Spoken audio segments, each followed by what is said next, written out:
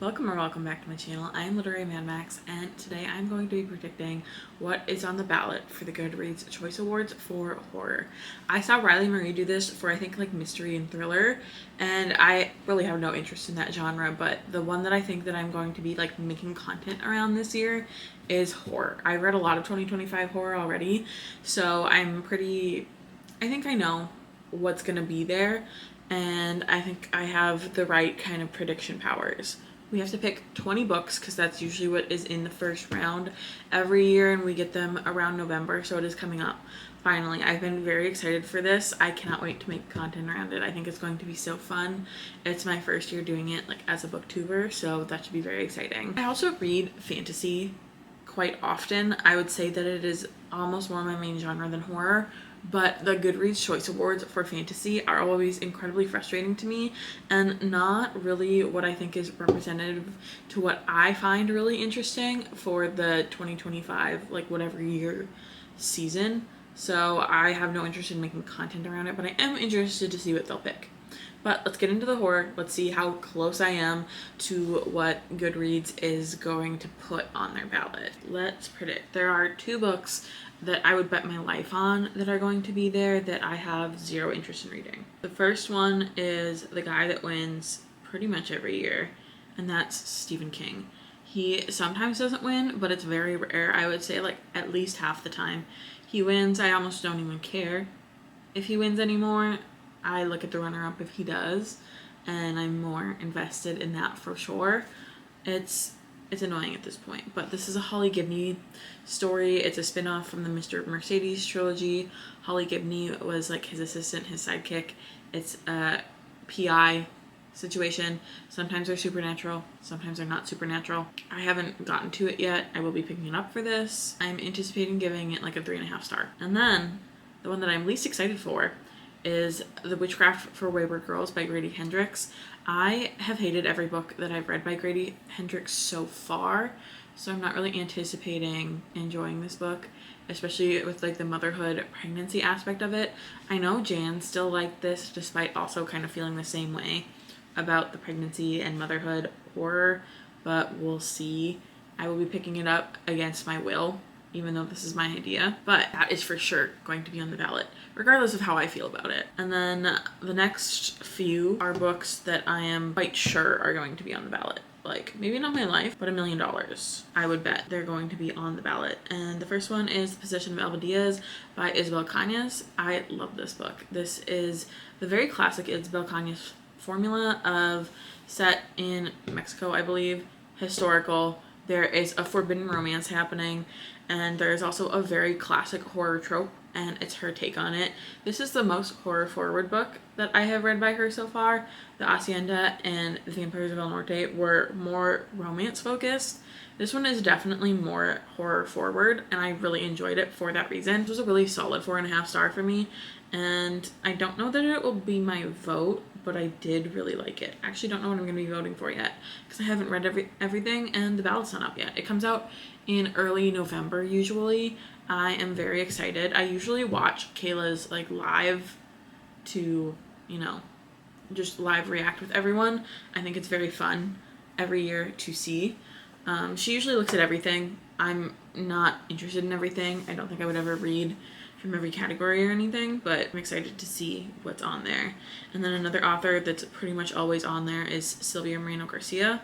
The Bewitching is kind of historical. Well, it's all historical, some more historical than others. We're following 3 different timelines, 3 different women, and it's not as witchy as I wanted it to be. I do think I'm very much in the minority of I did not enjoy this book as much as I wanted to, and I think a lot of people really did like this though. Even people that don't typically read horror really, really like this one. Speaking of people that don't always read horror but did read this book, and I think it will be more popular for that reason, is Bat Eater and Other Names for Cora Zhang by Kylie Lee Baker. This is about a woman who is a crime scene cleaner. It's very early days of COVID in New York City, and she is getting a lot of racially based hate thrown at her. She is also being haunted by her sister. It's so good. It's very tragic. It's very, I think, genuinely, like, there is horror in it, and I did enjoy it. I gave this one 4.5 stars as well, and I hope that it's up there in the voting and more people pick it up because of that. I'm very interested to see what Kylie Lee Baker does in the horror space. They have a new book, Japanese Gothic, I think, out next year. I can't wait to pick it up. They've previously written fantasy, which I haven't read anything from. I might pick up their fantasy books. Very much anticipating them in the horror space. And then one of my favorite horror authors of all time, Nat Cassidy, released a book this year, When the Wolf Comes Home. I feel like it is super unique. It is more in like the grief emotional realm of horror, which is definitely my sweet spot. And it's also funny. Nat Cassidy is such a theater kid, and that very much comes through in this book. Our main character is an aspiring actress, so it's very much about the theater kid experience. And then another historical horror that I was very surprised I liked so much was The Buffalo Hunter by Stephen Graham Jones. Stephen Graham Jones, I feel like, is a household name in horror at this point, so it will definitely be on the ballot. I really like this. I think it was one of the less divisive books in Stephen Graham Jones' catalog. I think it will be higher up and definitely make it through the first round. I know he released 2 this year and re-released a couple books.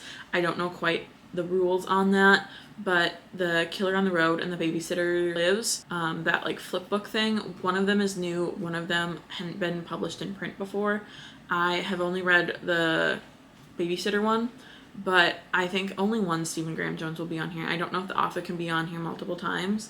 I do know that the book has to have a 3.5 star rating or higher to be on here. I did not check any of these books. I don't care to do that. I'll find out when they get released. These are just my predictions based on mostly vibes. I might have looked a couple of these up just to see how many ratings they had, because I wasn't sure if they were more popular in my brain than they were in reality. I think that I did a pretty okay job of balancing those out. Did not check to see if these are above a 3.5. And then another author that is pretty consistently on the ballots, I did look at the old ballots as well, like at least the last 5 years, is Rachel Harrison.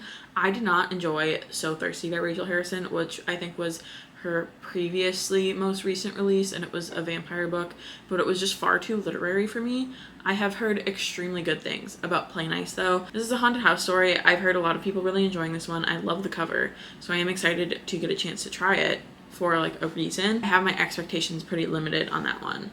And now we're 2 books that I'm not sure if they'll be on here or not, but some of them I hope they will be, some of them I'm just kind of anticipating that they will be. 2 kind of more feminist horrors that I definitely think will be on here. One being The Lamb by Lucy Rose. I think this got a lot more popular a couple months after it released. This is a sapphic cannibal story. It is so incredibly tragic. I like ugly snot cried at the end of this book, but it is so good. It's one of my favorites of the year. This is a 5-star read. It's from the perspective of a younger child that lives in the home, and her mother is a cannibal and kind of lures people in to their home in order to eat them. And they call them strays, which is just, a lot of this is just absolutely fucked, but it was so good. I liked it a lot. That one might be the one that I vote for, actually. It was so good. I can't wait to vote too, because I usually vote in most of the categories that I've read something from, but horror is the one that I'm most excited to read from, for sure. And then the other one that is more of the feminist horror, also in the cannibal realm, I have been loving sapphic cannibal books. I actually did a vlog about them. I need more, so if you have more recommendations, definitely let me know. But the other one that got released in 2025 is Blood on Her Tongue by Johanna Van Veen. And this definitely made me want to pick up more by her. This was my first Johanna Van Veen, and it was so good. It was just, in the beginning, you are very frustrated and very angry, and by the end of it, you are cheering for the cannibals to win. And this is about 2 sisters. One of them gets infected with like bog body goop and kind of starts to lose herself to this evil presence, and the sister is like, well, you're still my sister, I'm still going to help you. And this is another one that I'm pretty confident is going to be on the ballot. Now I'm getting even less sure. A few authors that are very consistently on the ballot, even though I don't think these releases were quite as popular, but because they're usually on the ballot, I'm going to put them on my ballot. One, Fiend by Alma Katsu. I haven't read this one yet. I think this is her first not historical horror. I've only read The Fervor by her, and I did enjoy it for what it was. I gave it a 3.5 star. I'm not even sure what this is about. It's kind of giving haunted house. I do really like this cover, even though it looks like something I could have made, but I wouldn't mind picking this one up. There's other Alma Katsu books that I am excited to get to, so I definitely don't mind reading this one. And then another one that I did read was Senseless by Ronald Malfi. It was my first Ronald Malfi, and I really like this. This is more of a crime horror. It's about a serial killer who cuts off everybody's senses when they kill them, and we're following a few different point of views. We don't know who we can trust. I thought it was like not incredible, not outstanding, but a really solid 4-star, and it definitely made me want to pick up more things from Ronald Malfi. I haven't read anything else by Ronald Malfi. This one I'm not so sure has been consistently on the ballots, but Clay McLeod Chapman's Wake Up and Open Your Eyes. I read this at the very beginning of the year. I thought the audiobook was really good. I really liked this. I had such a great time with this book. It is definitely a social commentary on media consumption and Fox News specifically, and how it affects different people, especially those people in a nuclear family. I thought this was so fun. This is my first Clay McLeod Chapman. I don't know if all of his books are like this, but I'm very excited to pick up more from him for sure. One, I don't know if Keith Rawson has been on the ballot before, but I think Coffin Moon is getting a lot of praise, a lot of hype. I really enjoyed this book. I hope it's on there. I think it was a really both brutal and tender-hearted vampire story. There's a road trip involved. It was my first Keith Rawson, and a few people were commenting on like Dubro horror and how this might fall into it, and I don't think that it does at all. It gave more like Nat Cassidy to me, and I think that is probably why I liked it so much, but a really solid like 4 to 4.5 star. And I definitely want to pick up more from Keith Rawson because of this book. And then another author, I actually don't know if this is going to make it or not, but What Socks the Deep by T. Kingfisher. The Sworn Soldier series, people liked What Moves the Dead a lot. I enjoyed that one a lot. I haven't picked up book 2 in that series yet, but it did a lot worse in terms of reception. I'm not sure how people are feeling about this one yet. I haven't picked it up, and I would have to pick up book 2 first if it is on here, but I am planning on reading it anyway. I want to read T. Kingfisher's full backlist, but I'm going to put it on here just because of the household name that T. Kingfisher is, and I think she brings in people that don't always read horror because she has such like lighthearted and fun fantasy that she also writes.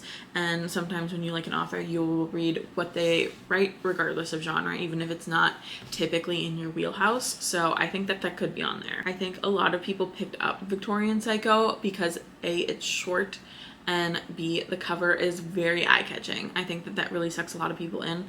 I know that this is not everyone's favorite book, but I really liked it. We follow a governess who starts on with this family kind of to get revenge, and her inner monologue is entirely unapologetically unhinged. She's kind of like evil Amelia Bedelia. That is how I have her in my brain, and I put it on here just because I want it to be on here.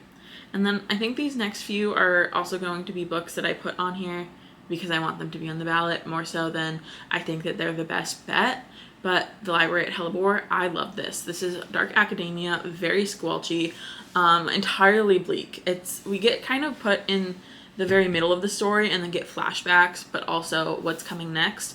It's all of these beings that could, in theory, just like end the world, and they're in this school to learn how to harness themselves so that they don't do that. And we follow one being there that is there against her will, and I just really liked it. The way that Sandra Codd talks about their writing and stuff, I really enjoyed. I got to go to one of their author talks. It was great, and I hope that it's on here. I think it is an incredibly solid read, and more people need to pick it up. And then one that is one of my favorites, very divisive. I think a lot of people have issues with this book, but I loved it, is The Starving Saints by Caitlin Starling.